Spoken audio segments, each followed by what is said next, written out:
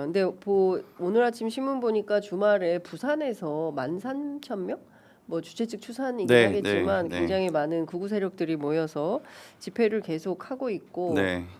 무슨 성전 얘기도 나오고 있고 해서 좀 지켜봐야 될 것 같은데 어쨌든 반론권 차원에서 네. 윤석열 변호인단은 사실이 아니다.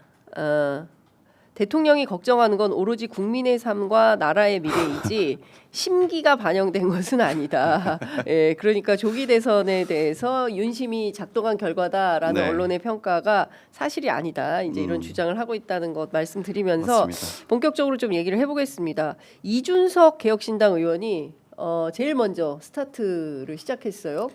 대선 출마한다. 40대 기수론. 맞습니다. 네. 어제 이제 홍대 입구 앞에서 기자회견을 했는데 저도 그걸 좀 유튜브로 봤는데 먼저 그 내용을 좀 얘기하기 전에 네. 제 그냥 개인적인 생각에 봤을 때는 좀 조급한 거 아닌가?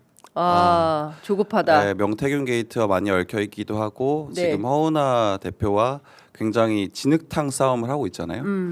그런 것에서 오는 조급함 아닌가 라는 생각이 좀 들었고 어제 내용을 좀 정리를 해보면 네. 뭐 그런 겁니다.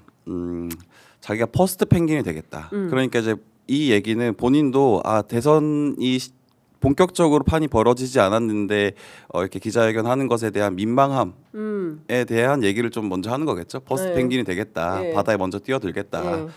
그리고 저는 좀 특이했던 지점은 이 뭐 케네디 대통령, 뭐 오바마 대통령을 바꿔냈어요. 얘기하면서 클린턴, 오바마, 케네디 예, 뭐 예. 다 얘기했어요. 맞습니다. 정치 판가리를 하겠다. 예, 그러니까 이게 40대 기수론인 거거든요. 예. 그러니까 이 얘기를 꺼내면서 본인의 어떤 젊음을 강조하는 그런 연설이었거든요. 근데 이거는 원래 이준석 스타일과 좀 맞지 않다.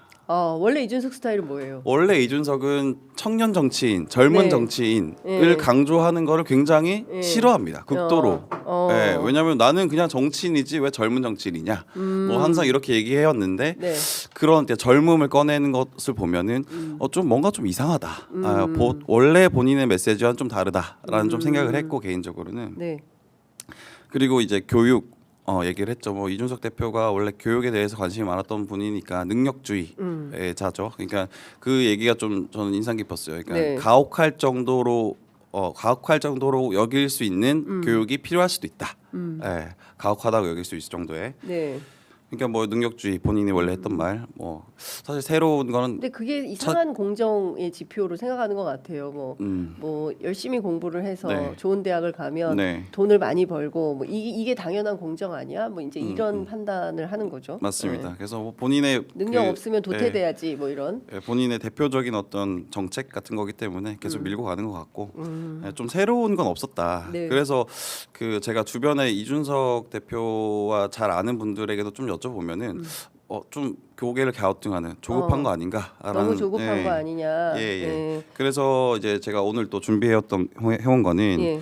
사실 허은하 대표 측에서는 이준석 의원과 지금 같이 이준석 의원 측에서 싸우고 있는 그 천하람 의원을 고발했습니다. 네. 영등포 경찰서에 네. 이게 진짜 1월 지저분하게 예. 다 흘러가네요 개혁신당. 이게 진짜 개판 5분 전인 거죠. 이게 개판이라는 게 뭐 욕은 네. 아닙니다. 예.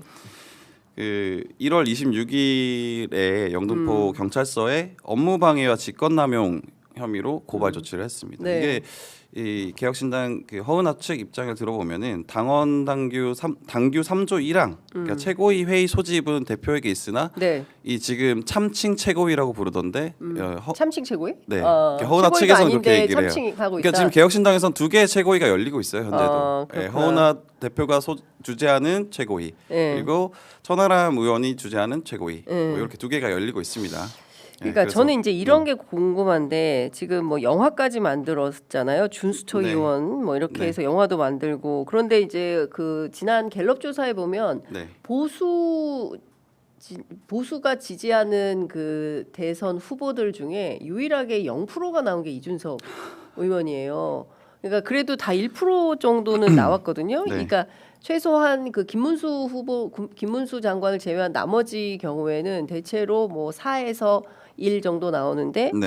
유일하게 0% 나온 게 이준석이다. 그런데 이준석 의원이 보수의 후보가 될 수 있을까라는 것 하나 하고 경우에 따라서는 국민의힘의 입당에서 범보수 연합을 한다. 네. 그래서 허은하 대표에 대해서 밀어내기 한 판을 하고 있는 거다. 이제 이런 네. 분석이 있지 않습니까? 네. 실제로 그 가능성이 어느 정도나 된다고 봐야 돼요? 그러니까 이게 저는 범보수 연합에 중점을 뒀다라고 네. 생각을 하고 제가 취재를 해도 그렇게 취재를 하고 있습니다. 이제 국민의힘 쪽을 취재해도 이준석 의원이 국민의힘의 물말 두드리는 것 같다라고 얘기가 들리고 네. 또 개혁신당 쪽에 취재를 해도 뭐 그런 시나리오를 얘기한다. 그러니까 본인이 뭐 기자회견에서는 이길 각을 보고 있다라고 얘기하지만 네. 스스로 보수의 어떤 후보자가 돼서 대선을 치르겠다라고 진심으로 생각하고 있는지는 잘 모르겠어요. 네, 그렇게 판단을 하고 왜냐하면 저도 이제 누구보다 이준석 의원을 좀 잘 아는 네, 기자이기 취재 때문에 이준석 전문 기자. 네, 그렇게 볼 수 있죠. 네, 그렇기 네. 때문에 저는 나중에 그 범보수 연합에 동참해서 좀 지분을 요구하는 방향으로 가지 않을까 그렇게 생각합니다. 그러니까 그 이제 대선판이 열리면 근데 김문수 장관하고 같이 가긴 어려울 거 아니겠습니까?